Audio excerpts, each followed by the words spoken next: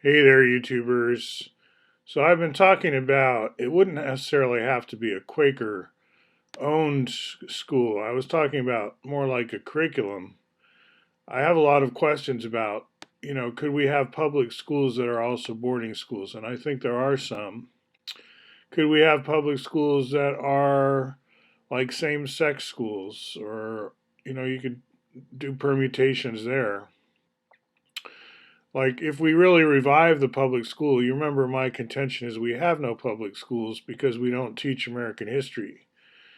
And what I mean by that is we don't teach the philosophy that's carried us forward from American transcendentalism, or you could say New England transcendentalism. And I've been showing this chart where in the last two videos I've been showing volumes on the left as I say they'd be normally taught, but then I also said in the last video I hadn't really checked to see if these were correct. I just assumed so. And then I thought it would be fun to reconcile the two, right? Because I have different volume numbers on the right side in my video. And those are coming from this table and other tables. I mean, they're computed numbers, and they're ways to go back and forth between what I'll call the concentric hierarchy and the kind of canonical polyhedra as defined by just their edges with these particular formulas that take edges as input. I'm not saying there's anything wrong with that, but there is something wrong with this particular rendering in that the dodecahedron is incorrect. That 3 in the denominator, that should really be a 4. I finally found that out. And the way I found that out is I was trying to do what I was just telling you, do it like a check in Deck the Halls, I'm calling it. I was trying to do a check between the concentric hierarchy as we would do it in synergetics and just this normal thing. You may remember these prime numbers that I've been generating, but further down I just took those formulas from the slide. I just copied them into Python. And at first I had the 3 here, just like the slide does, and things weren't working out. I'll take the tetrahedron of 1, for example. Let's define these functions. So here's a code cell in Jupyter Notebook. If I just do a shift enter on this code cell, it's going to do all these one-liner functions, which all depend on the second root of 2 being defined, which is simply another name for square root, because we don't necessarily use squares to model second root, as you know. Doesn't matter.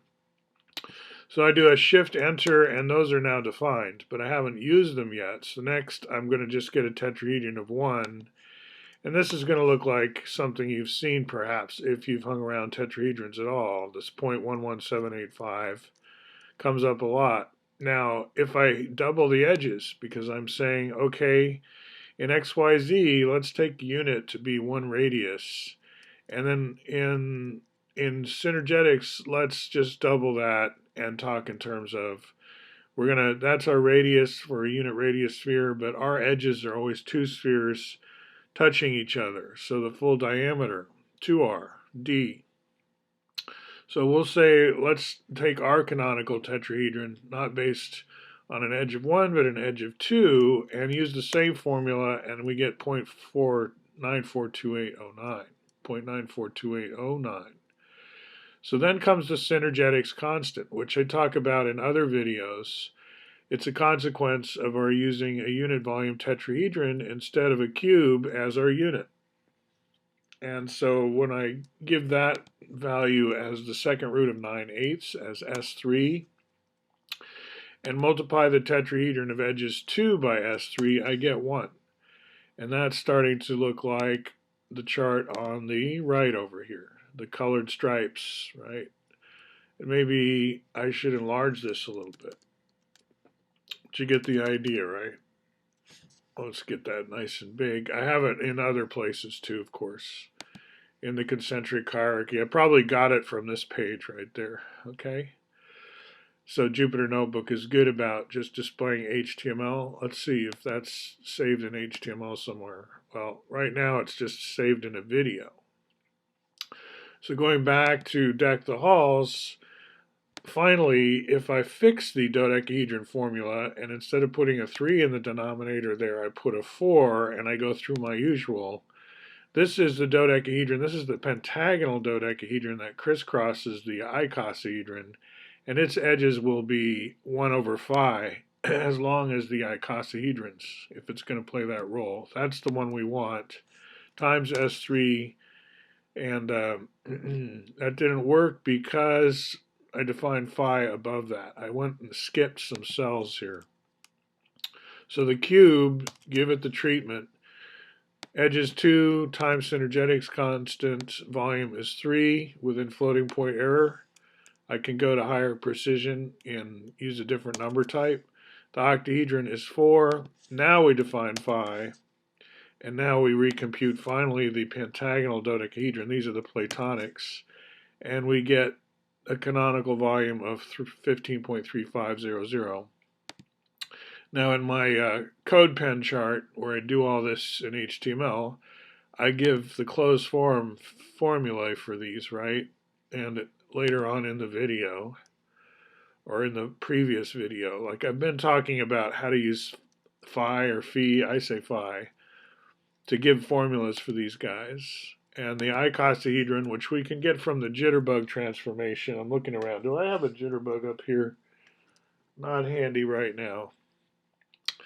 This will contract a cube octahedron in a twist, sort of twisting move. I'll have an animation for you that turns into an icosahedron. So the edge length stays the same. So does the ball counts, which is why that 10f to the second power plus 2 works for both the cube octahedron and the icosahedron. Okay, so to summarize, in contrasting these two ways of treating volume and sort of suggesting this as a curriculum, a high point of the curriculum, an important non-negotiable part of the curriculum. But it turns out that when I was picking the XYZ side, I picked a random slide that actually has a typo. So that adds to the confusion a little bit. I think I'll go back in the previous two and add in the comments to the YouTube's dodecahedron formula is incorrect or something like that. It doesn't detract from my presentation really, because it's only now that it matters, and so I caught it when it mattered, the mistake. All right, hope that was elucidating. We'll talk to you soon.